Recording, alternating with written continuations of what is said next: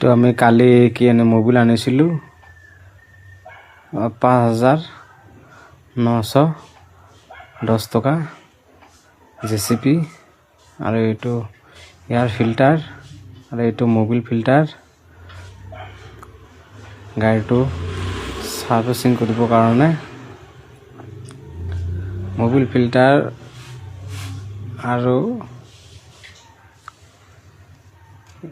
কি engine oil দুটা মিলিয়ে হৈ গ'ল মানে 6,000 এটো আমি ফিল্টাৰটো খুলি দিলো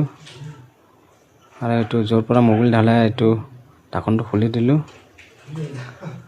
আৰু তলত এটো ড্ৰেন নাইটটো আমি খুলি দিলো মোবিলৰ এইটো মোবিল পৰি আছে